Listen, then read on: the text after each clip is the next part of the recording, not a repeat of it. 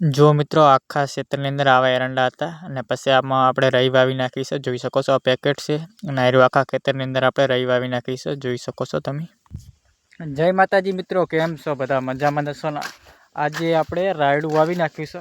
હું તમને બતાવું કે કયા ખેતરની અંદર અમે રાયડું વાવી છે. એ બધું હું તમને વિડીયોની અંદર બતાવીશ. વિડીયો ગમે તો લાઈક, શેર અને સબસ્ક્રાઈબ કરવાનું ના ભૂલતા. ચાલો તો હું તમને બધું બતાવી દઉં. જો મિત્રો, આપણે આમાં રાયડું એટલે શાકમાં નાખવાનું રાયડું આવે ને એ વાવ્યું છે આપણે. રાયડું એટલે અલગ મોટા દાણાનું આવે ને આપણે આમાં રહી વાવી છે. એટલે આપણે દેશી ભાષામાં રાયડું કહીએ ને રહી કહીએ ને એવી રીતે આમાં રહી વાવી છે. એનું પેકેટ અહીંયા પડ્યું છે, હું તમને બતાવું એનું પેકેટ કેવું છે. જુઓ મિત્રો, આ આપણે આ રહી વાવી છે. જુઓ, જોઈ આ રહી વાવી છે ને આવી ફાલે. જો આ જે છોડ દેખાય રહ્યા ને અંદર, એવી રીતે અંદર ફાલે.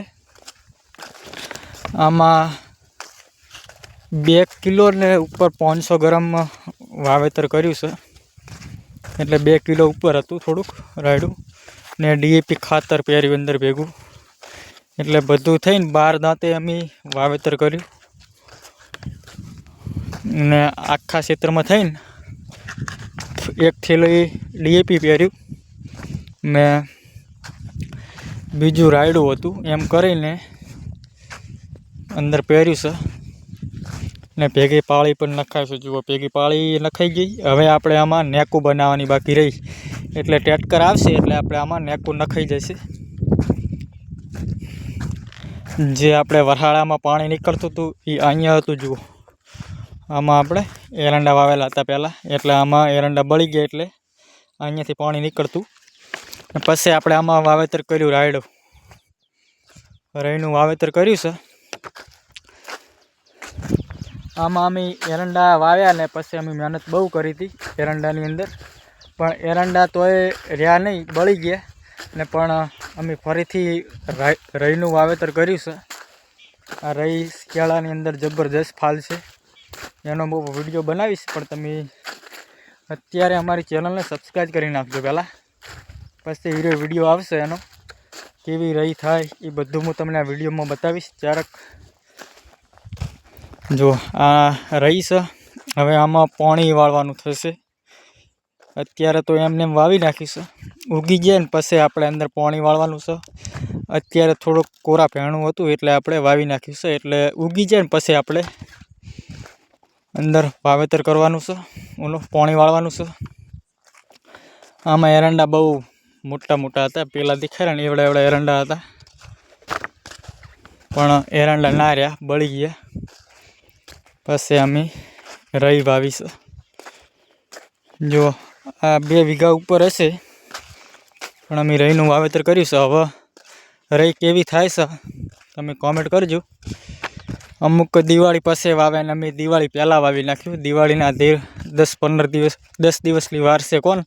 21 તારીખે દિવાળી છે એટલે અમે વાવી નાખ્યું છે.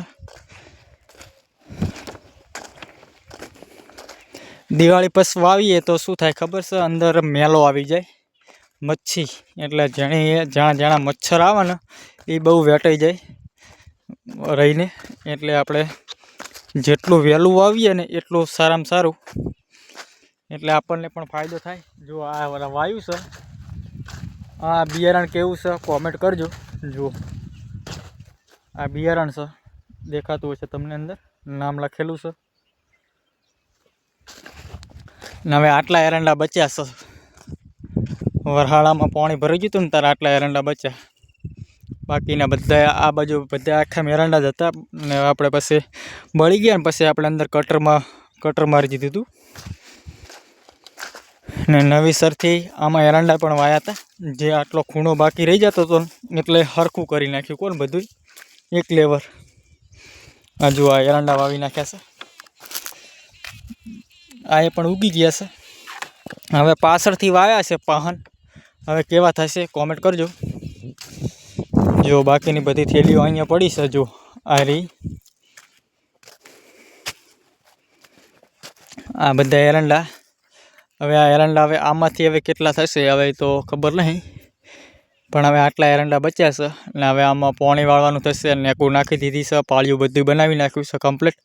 હવે આમાં આપણે પાણી વાળવાનું રહેશે. દિવાળી પછી પાણી આવે છે કેનાલની અંદર, એટલે પછી આપણે આમાં વાવશું પાણી. જો સોળાફળી તો આપણે બધા ખેતરની અંદર નાખેલી છે. આમાં જબરદસ્ત છે, જુઓ કેવી છે સોળાફળી તો આપણે બધા ખેતરની અંદર નાખેલી છે, એટલે શાકભાજી માટે કોઈ દિવસ તકલીફ ના પડે. જો છોડ જ્યાં જોઈએ સોળાફળી દેખાશે, આ બાજુ સોળાફળી, પેલી બાજુ એવી રીતે આપણે સોળાફળી નાખી છે. આમ તો ગણો ને ત્યાં આખા એ ખેતરની અંદર અમે સોળાફળી વાવી હતી, મિક્સમાં એરંડા વાવ્યા હતા અને સોળાફળી ભેગી નાખી હતી. પણ આ બાજુ એરંડા બળી ગયા ને એટલે ભેગી સોળાફળી બળી ગઈ, એટલે પછી આપણે આમાં કટર મારી દીધું હતું. જો હવે આટલું રહ્યું છે. વિડીયો ગમ્યો હોય તો લાઈક, શેર અને સબસ્ક્રાઈબ કરવાનું ના ભૂલતા. દરરોજ મારા આવા બ્લોગ આવશે. જય માતાજી મિત્રો.